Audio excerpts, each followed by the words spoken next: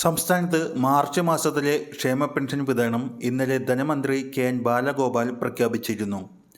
60 ലക്ഷത്തിലധികം പേർക്കാണ് 1600 രൂപ വീതം ഇപ്പോൾ ലഭിക്കുന്നത്. 26 ലക്ഷത്തിലേറെ പേർക്കാണ് അവരുടെ ബാങ്ക് അക്കൗണ്ടുകളിലേക്ക് തുകയെത്തുന്നത്. എന്നാൽ 8,46,456 പേർക്ക് ദേശീയ പെൻഷൻ പദ്ധതിയിലെ കേന്ദ്രവിഹിതമായ 200 രൂപ മുതൽ 500 രൂപ വരെയുള്ള തുക കേന്ദ്ര സർക്കാരാണ് നൽകേണ്ടത്. എന്നാൽ ഇതിന് ആവശ്യമായ 24,31,00,000 രൂപയും സംസ്ഥാനം ഇപ്പോൾ മുൻകൂർ അടിസ്ഥാനത്തിൽ അനുവദിച്ചിട്ടുണ്ടെന്നും ധനമന്ത്രി അറിയിച്ചിട്ടുണ്ട്. എന്നാൽ ഈ തുക സംസ്ഥാന വിഹിതം അക്കൗണ്ടിൽ വരുന്ന ദിവസം തന്നെ എത്തിച്ചേരുന്നതല്ല.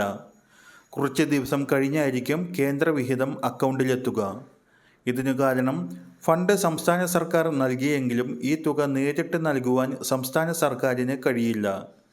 ഈ കേന്ദ്രവിഹിതം കേന്ദ്ര സർക്കാരിൻ്റെ തന്നെ PFMS സംവിധാനം വഴിയാണ് ഗുണഭോക്താക്കളുടെ ബാങ്ക് അക്കൗണ്ടിലേക്ക് ക്രെഡിറ്റ് ചെയ്യുന്നത്.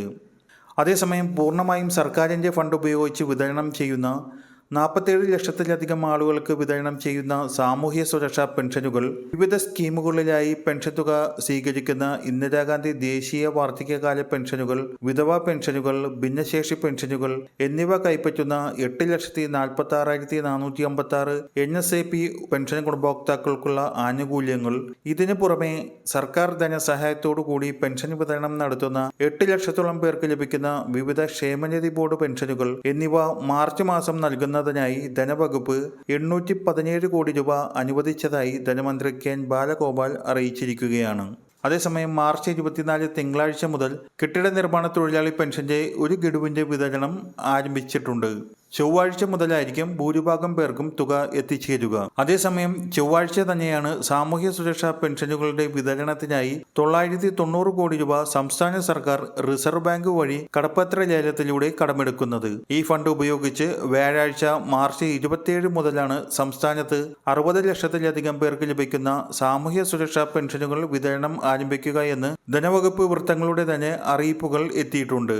ചെറിയ പെരുന്നാളിന് മുൻപായി തന്നെ ബാങ്ക് അക്കൗണ്ടുകളിലേക്ക് തുക എത്തുന്നവർക്കെല്ലാം പെൻഷൻ എത്തിച്ചേരുന്നതാണ്. സഹകരണ സംഘം ജീവനക്കാർ വഴി വീടുകളിലേക്ക് പെൻഷൻ എത്തുന്നവരിൽ കുറെ പേർക്ക് മാർച്ച് 31 പെൻഷൻ തുക ലഭിക്കുമെങ്കിലും എല്ലാ വീടുകളിലേക്കും നേരിട്ട് പെൻഷൻ വിതരണം പൂർത്തിയാകുവാൻ ഏപ്രിൽ ആദ്യ ആഴ്ചയും വേണ്ടിവരുന്നതാണ്. വരും ദിവസങ്ങളിലെ പെൻഷൻ അറിയിപ്പുകൾ ലഭിക്കുന്നതിനായി ചാനൽ സബ്സ്ക്രൈബ് ചെയ്ത് ഉപയോഗിക്കുക.